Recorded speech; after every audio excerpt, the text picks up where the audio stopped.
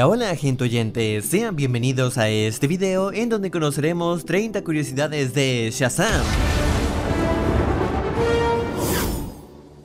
La cinta se estrenó en el 2019 y comparándola con las anteriores de DC, esta fue la más barata entre comillas, costando aproximadamente 90 millones. Y aunque no le fue mal en taquilla, entre las pelis de este universo sí fue la que menos logró recaudar en ese entonces.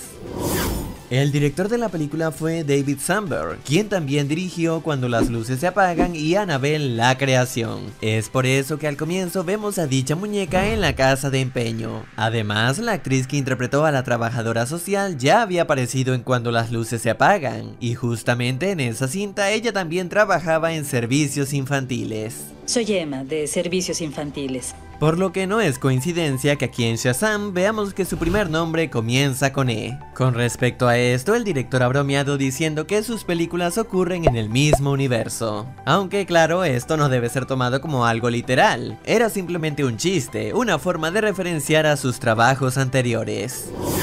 El prólogo de la película se ambienta en 1974, justamente el año en el que se estrenó la serie de Shazam de los 70. Por otro lado, cuando el joven Tad es llevado a la Roca de la Eternidad y este observa el orbe demoníaco, vemos que se le refleja en su lente derecho, un presagio del lugar donde se le incrustaría cuando es adulto.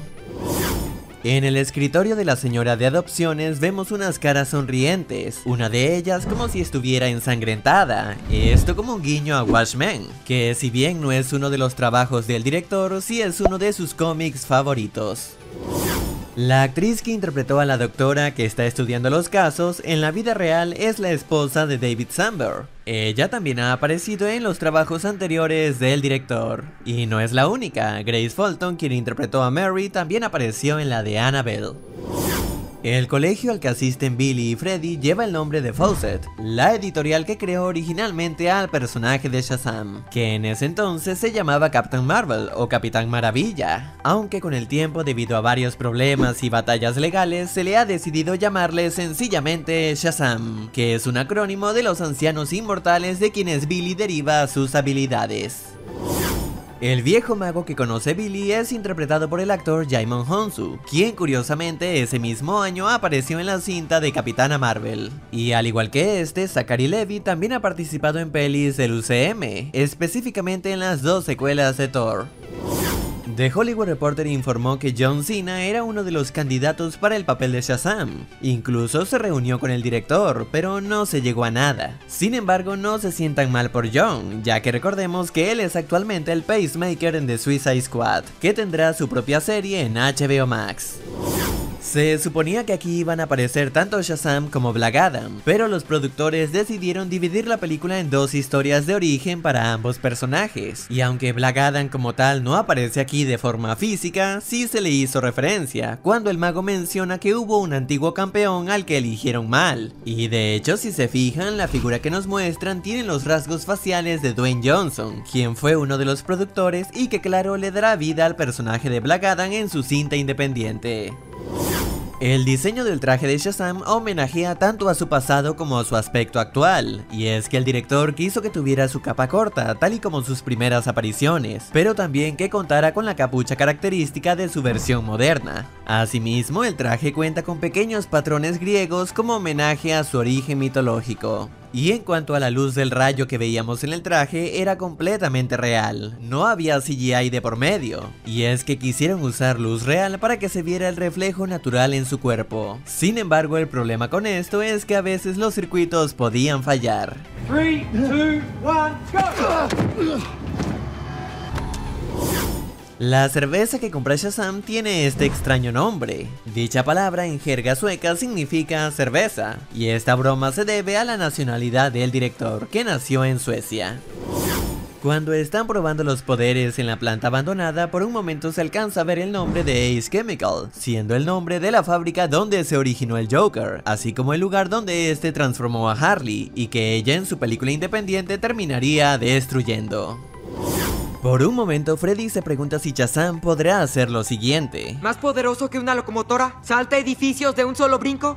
Justamente lo que se escuchaba en la intro de la serie de los 50, Las aventuras de Superman. More powerful than a locomotive, able to leap tall buildings at a single bound.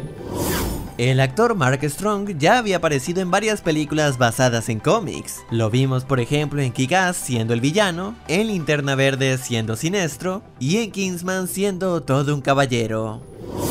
El hermano del director tuvo un cameo en la cinta, en la escena del centro comercial, siendo el hombre que sostiene el panda. Justo después de eso, el Dr. Sivan y Shazam se paran sobre un piano gigante, recordando a una mítica escena de la película Big, que al igual que Shazam, trata sobre un niño que se convierte en adulto.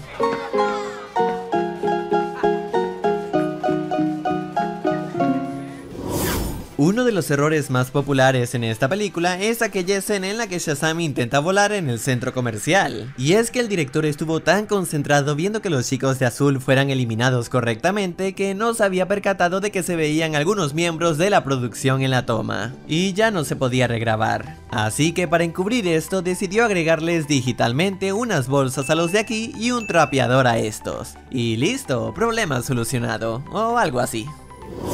Cuando Billy está escapando entre la multitud, vemos en un televisor una caricatura. Esto en realidad es un corto animado que el director hizo en el año 2006. Y cabe decir que no es un corto para todas las edades, así que definitivamente no lo pondrían en un centro comercial. Por un momento nos dicen que Billy nació en Zumbrota, Minnesota. Naciste en Zumbrota, Minnesota. Justamente el lugar de nacimiento de Cissy Beck, el artista que dibujó al personaje de Shazam. Además, el padre de Billy tiene de nombre Cissy, tal y como el dibujante. Tus papás se llaman Marilyn y Cissy Batson. Una vez que le revelan la dirección de su madre biológica, Billy sale corriendo para buscarla, a lo que todos salen de la casa, pero si se fijan no vemos a Darla. Esto fue porque en ese momento cuando tenían que grabar esta toma específica, la pequeña actriz no estaba disponible para aparecer. Así que para justificar el hecho de que no estuviera allí, se puso de argumento que ella todavía estaba dentro preparándose para salir, escena que fue grabada días después, cuando la actriz ya se había desocupado. Y todo esto de la lentitud de Darla para prepararse resulta en cierta manera irónico, si consideramos que al final el poder que obtiene ella es la super velocidad. El número 7 está muy presente en esta cinta, con factores de todo tipo. Por ejemplo, esta es la séptima película del DC Universe. El encantamiento para llegar a la Roca de la Eternidad son 7 símbolos y hay que repetirlos 7 veces. En dicho lugar encontramos 7 tronos y a los 7 pecados capitales. También cuando están en los bienes raíces, Freddy menciona que quiere una casa con 7 habitaciones. ¿Me dice cuántas habitaciones está buscando? 7. Y para terminar, la madre biológica de Billy vive en el piso 7 del apartamento 7. El recuerdo de Billy de cuando perdió a su madre se nos muestra con una iluminación cálida, y una luz sobre la madre la hace ver como si fuera un ángel radiante de felicidad. Sin embargo, cuando nos muestran el recuerdo desde la perspectiva de la madre, la iluminación es diferente, y en vez de una madre feliz vemos a una frustrada por todos los problemas por los que está pasando. Además que si se fijan, el color blanco y puro de su gorro y guantes cambia dependiendo de quién lo recuerde. Sin duda, un detalle bien pensado por parte del director. Yes. Cuando los personajes intentan escapar de la Roca de la Eternidad, comienzan a abrir varias puertas que llevan a otras dimensiones, al estilo de Monsters Inc. Y en una de estas vemos a 3 pejilagartos jugando al póker, siendo esta una parodia a la famosa pintura Dogs Playing Poker, a la cual se le ha parodiado ya en varias series y películas. Además, el director reveló que él interpretó a los 3 hombres cocodrilos que vemos aquí. El actor Seth Green, que quizás algunos recuerden por Austin Powers o Scooby-Doo, tuvo un cameo en esta cinta, siendo uno de los clientes que sale del club de señoritas. En los cómics de Shazam, este tenía un aliado llamado Mr. Toki Tony, y en homenaje a esto, a lo largo de la peli notamos varios tigres. Por ejemplo, en su mochila aparece uno. Cuando se transforma tiene tigres en los broches de su capa, y en la batalla final le da un tigre a una niña, el mismo que él quería cuando era pequeño. Asimismo, vemos que Darla tiene un conejito de color rosado, que recuerda a Hoppy, otro amigo de Shazam en los cómics. Ya nos veremos. Tienes unos amigos muy extraños.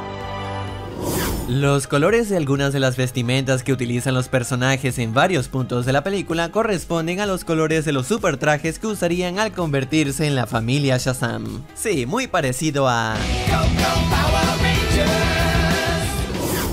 Durante el clímax, en la batalla en el cielo entre Shazam y Sivana, vemos a un niño sosteniendo unas figuras de Batman y Superman peleando entre sí, y al ver lo que ocurre en la ventana, este suelta sus juguetes. Si bien dentro del contexto de la cinta, quizás el niño lo soltó simplemente por el asombro, también se siente como una burla de DC hacia ellos mismos, considerando lo decepcionante que resultó Batman v Superman en críticas.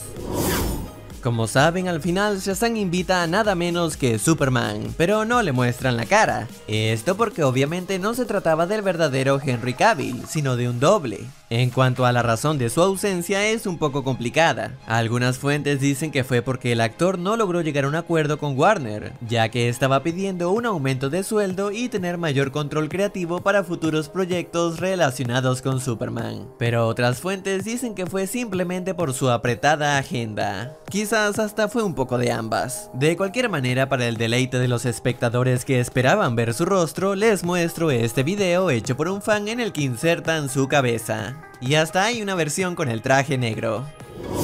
Existen varias escenas que fueron eliminadas, algunas porque eran muy largas y no aportaban mucho, y otras porque eran versiones alternativas. Solo para mencionar algunas, nos encontramos por ejemplo con un comienzo diferente al que vemos en el auto, ya que originalmente sería con los Sivana en una cena familiar, que es donde todo ocurriría.